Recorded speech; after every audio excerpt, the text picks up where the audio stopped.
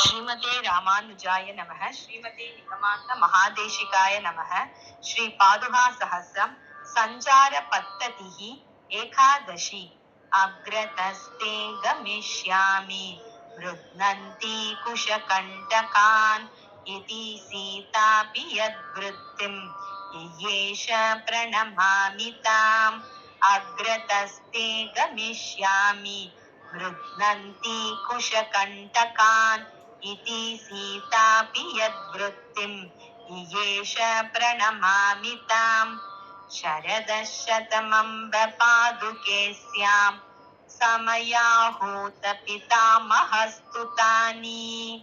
मणिमण्डपिकासुरङ्गभर्तुः त्वददीनानि गतागतानि पश्यन्। त्वददीन परिक्रमो मुकुन्दः तददीनस्तव पादुके विहारः। इतरेतर पारतन्त्र्यमित्थं युवयो सिद्धम् अनन्यतन्त्रभूम्नोः। रजसा तमसा च दुष्टसत्त्वे गहने चेतसि मामके मुकुन्दः। उचितं मृगया विहारमिच्छन् भवति मादृतपादुके पदाभ्याम्। शमया जगतामपि त्रयाणाम् अवने देवि पदावनि त्वयैव।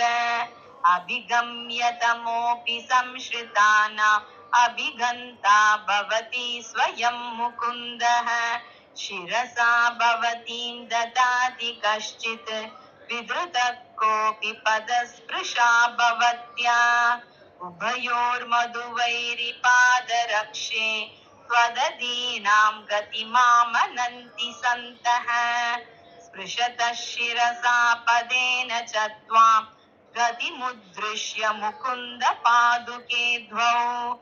अवरोहति पश्चिमपदात् स्वात् अधिरोहति अनगस्तदेव पूर्वः।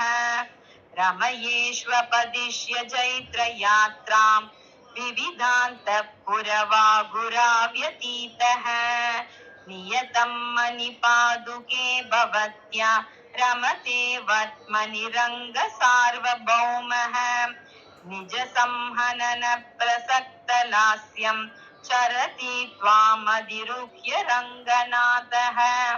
पदरक्षिणि पावनत्वं मास्तां रसिकास्वादमतः परं न विद्मः।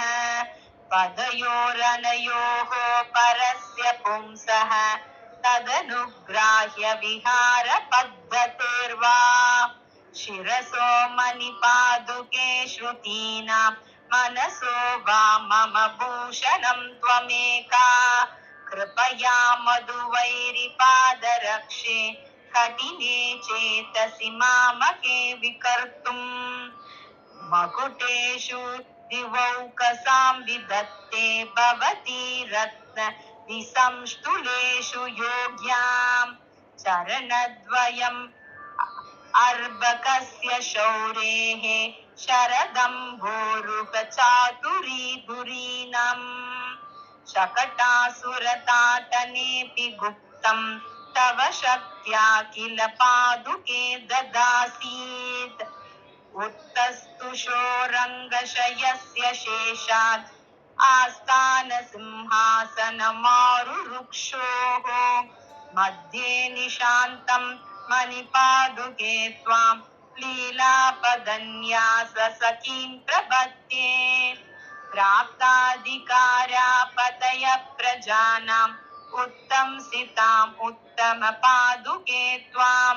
रङ्गेषु स्वैरविहारकाले संयोजयन्ति अङ्घ्रिसरोजयुग्मे।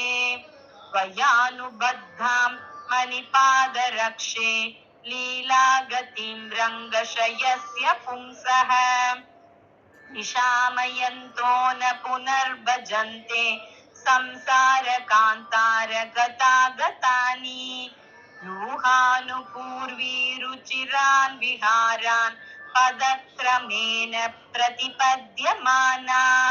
बिभर्षि नित्यं मणिपादुके त्वं मुरद्विषो मूर्तिरिव त्रिलोकीम् पदेषु मन्देषु महत्स्वतीत्वम् निरन्ध्र संश्लेषवती मुरारेः प्रत्यायनार्थं किल पादुकेन स्वाभाविकं दर्शयसि प्रभावम् कृपाविशेषात् च मया समेतां प्रवर्तमानां जगतो विभूत्यै अभैमि नित्यं मणिपादुके त्वाम् आकस्मिकीं रङ्गपते प्रसक्तिम् उपागतानाम् उपतापशान्त्यै सुखावगाहां गतिमुद्वहन्तीम् पश्यामि शौरे पदवाहिनीं त्वां निम्नेषु तुङ्गेषु च निर्विशेषां सह प्रयाता सततं प्रयाणे प्राप्तासने संश्रितपादपीठा अलङ्घनीया सहजेन भूम्ना चायेव शौरेर्मणिपादुके त्वम्। श्रीमते रामानुजाय नमः।